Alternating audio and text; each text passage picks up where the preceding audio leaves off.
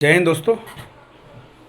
दोस्तों। हमारे देश की जनता जो 140 करोड़ जनता है, अगर उनमें से 50% या 60% जनता को ऐसा लगता है कि सरकार जो भी कर रही है अच्छा कर रही है, या सरकार के मंत्रालय अच्छे काम कर रहे हैं, सरकारी तंत्र अच्छा काम कर रहा है, सब कुछ अच्छा चल रहा है, हमें ऑप्शन की ज़रूरत नहीं है, तो मैं मानता हूं दोस्तों चुनाव कराने की कोई ज़रूरत नहीं है।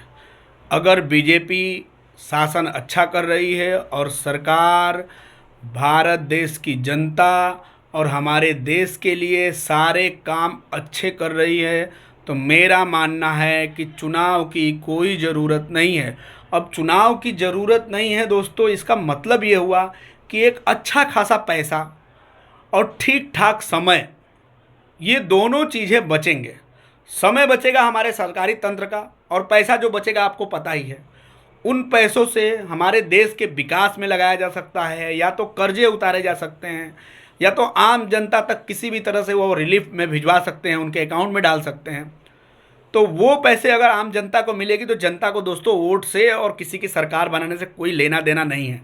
अब आप ठीक से देखेंगे तो आपको समझ में आ जाएगा कि कोई सरकार बनाने और बिगाड़ने में किसी भी आम नागरिक का कोई रोल नहीं है, ना उसका रोल है और ना उसको ज़रूरत महसूस हो रही है। तो फिर क्या ज़रूरत है चुनाव कराने की? फालतू के पैसे बचेंगे और समय बचेगा सरकारी तंत्र का, वो समय सही जगह पे यूज हो सकता है। तो बेहतर होगा कि चुनाव न कराया जाए। और यदि चुनाव कराया जाए दोस्तों, हमारे देश में सबसे ज़्यादा अगर बुद्धिमान और व्यापारी वर्ग बोला जाता है तो मारवाड़ी। और मारवाड़ी कहाँ मिलते हैं किसी को बताने की ज़रूरत नहीं है।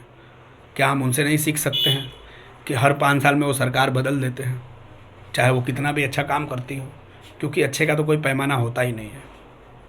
जय हिंद दोस्तों।